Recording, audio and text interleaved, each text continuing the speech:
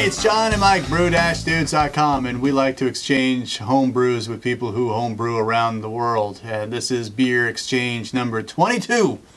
And we are swapping with a guy named Adam from Madison, Wisconsin. Adam. He sent us two beers. One's an Oktoberfest, and one is a Czech Pilsner. And as we do, I'm going to talk about the information that was given us about both of these beers as Mike does his analysis to my right. Inquire. So the Oktoberfest had an IBU of 20, 5% ABV. The mash, he had this for a grain bill, 35.7% German Pils, 21% Vienna, 19.6% Munich malt, 9.8% aromatic malt, 4.9%, you catching all this? You doing all the math in your head? I'm doing the math in my head. 4.9% Crystal 20, 4.9% Crystal 40, and 4.2% Carapils. Treated distilled water with gypsum and calcium chloride. The hops are 2.5 ounces of Tettnang. I'm guessing that's, didn't tell me when that's going, but he had a 90-minute boil. I'm guessing that's 60 minutes in the boil. Maybe we can try to figure that out. Fermentation, actually this is an ale. I know that you were saying, but he used Safe Ale US 04 for 4 weeks at 68 degrees Fahrenheit, and he bottled from the keg. Did it actually say US 04? That's what he said. Right, there's no such thing. But we'll keep going. Okay. I'll course correct later. Okay, here we go. I'm just reading what I'm so excited. Reading from me. Okay, no, it's not a traditional Oktoberfest because this is ale. It's fine. But I thought it came out quite well, Good and we'll make it again still next good year. beer. Since it was very easy, I will use gelatin to clean up the beer next time. I don't know. I think the clarity is pretty good, buddy. You're kidding me, right? And he, in a follow-up note, he said that this actually won, it placed in a competition, so it's good stuff. So let's tell me. I know. I'm just watching the bubbles dance in the pills. I'm sorry. Going nuts. So, what are your impressions of this Oktoberfest ale? Some sweet malty aromas there. Yeah. Nice. Not super strong, but it took me a bit to dig into the aroma. But then I got a little bit of a Munich, a little bit of a caramel. I think there's a little bit of that bready Vienna is coming through in the aroma. But it's mild. It's mild. It's not like a malt Oktoberfest punch in the face. Yep. Yeah. The body is thin. It is a very dry beer. Very dry. Yeah. And it is a little thin. Now the thing is with Oktoberfest, now in the BJCP guidelines, Oktoberfest, like what we mentally know as Oktoberfest is like this malt, like this really malty with a capital M, a little bit of caramel, like a big push. But BJCP wants us to think more about fest beer, right? Yep. So this may or may not really be fest beer, but yeah, I think it's somewhere in between, like what most of us mentally think of as Oktoberfest and what BJCP wants us to think about for fest beer. I think this is somewhere in the middle. So I'm not 100% sure how it really fits into those, but you know what? I can definitely get in the aroma that it is an ale. There's a little bit of an ester quality there that is wouldn't be there as a lager, and that carries through in the flavor. It's interesting. I was looking over his shoulder with the way that the recipe's put together. It's somehow interesting that even though there's Munich and there's Crystal and there's aromatic and Carapils and Vienna, it's still somehow all pretty well restrained, and it's not no single malt's really dominant there for me. That said, I just want to say that said, I would drink a liter of that. 2 liters of this. This is extremely drinkable, right? Yeah, it is. So let's just put the Oktoberfest thing to the side, because good beer is still good beer, right? So this is great.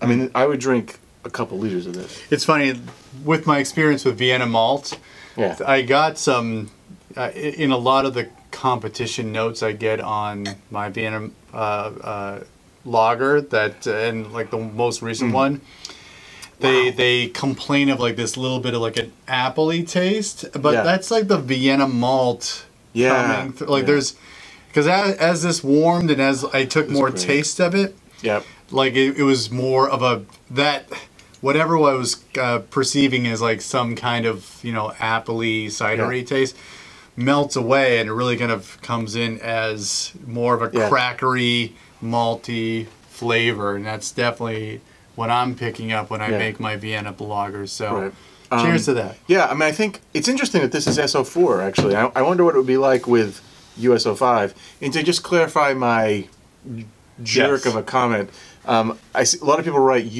it's USO5. A lot of people end up writing USO4, but it's SO4. It's SO4 because I'm just a jerk. It's the UK. I'm just being a jerk.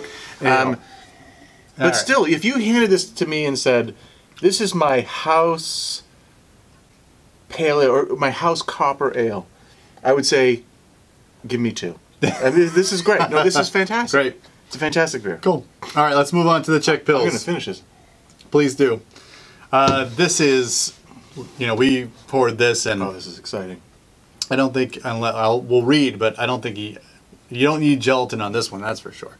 Here we go. The IBU's 24, 4.5% alcohol by volume. The mash is 100% German Pils. He treated distilled water with gypsum, lactic acid, and calcium chloride. Their hops are 3 ounces of Saaz, 75 minutes ago, 10 minutes ago, and at flame out. The boil was for 75 minutes. The fermentation, he used 2 packets of Y yeast Czech 2278 at 54 degrees Fahrenheit for 10 days, raised that to 68 degrees for 2 days, and then kegged and conditioned at 37 degrees Fahrenheit for a month. So then he said, I thought this keg would have lasted a bit longer, so I could see long-term cold conditioning, but I didn't. Forget it. I hear that. I hear that problem. This is my first try at a Czech Pilsner, and would like a bit more. He'd like a little bit more Saaz. Not a bad base to start. A few adjustments, and he's just talking. But. So I think that these are all things he's thinking. Or I don't want to give it too much away. Maybe we'll probably mirror maybe some of his comments. So what are you thinking here?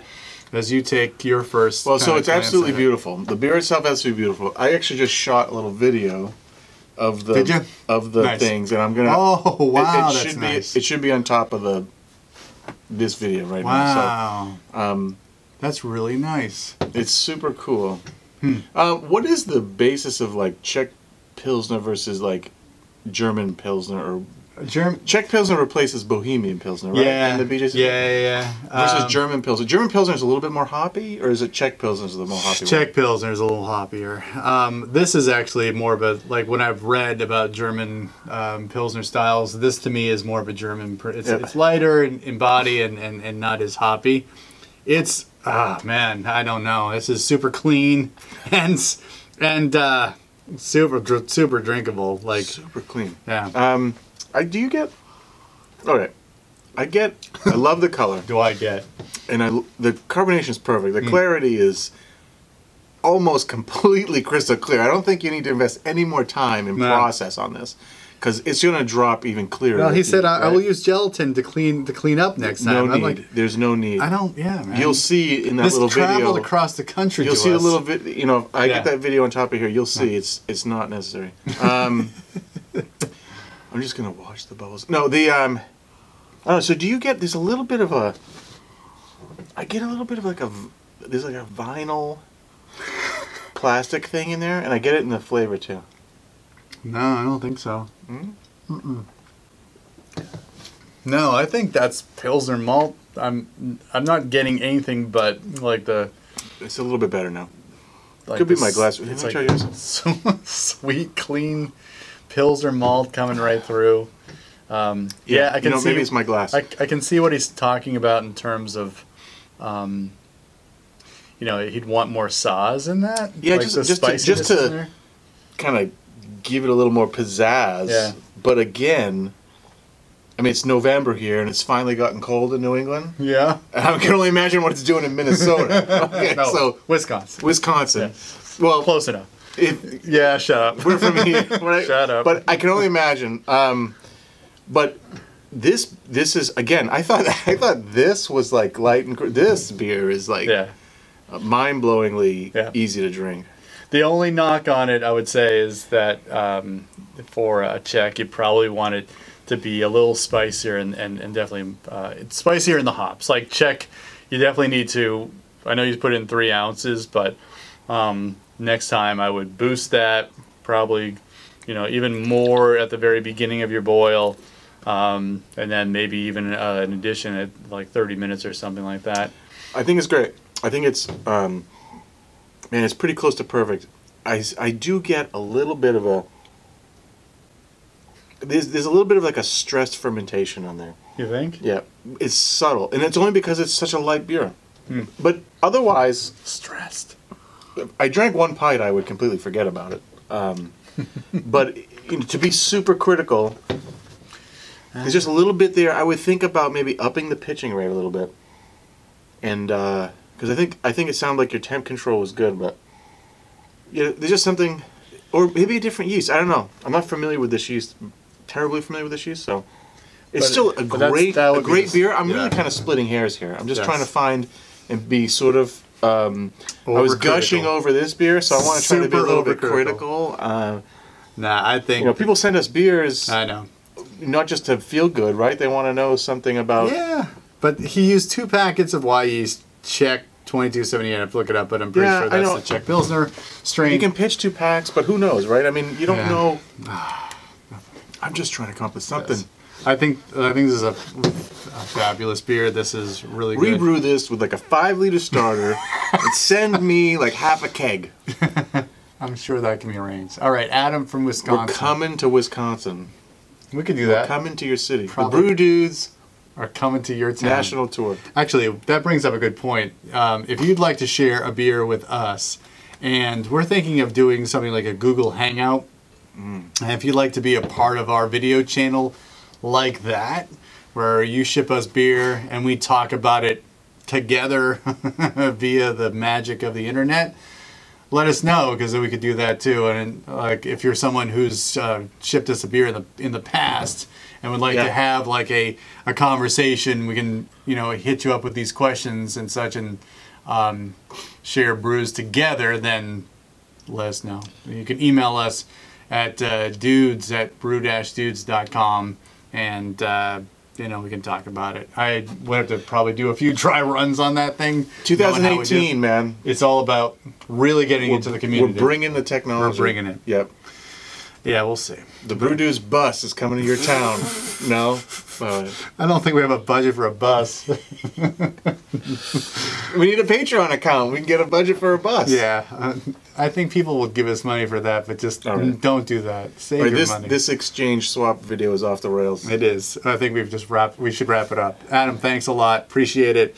2 beers for the price of 1. I love them. I was trying to be critical. Great, but constructive. Yeah. I mean, you want a medal for this. This is probably going to get you something. This is very close, man. Sure. That's great. All right. For John and Mike, brew-dudes.com. Brew on and exchange on. Cheers.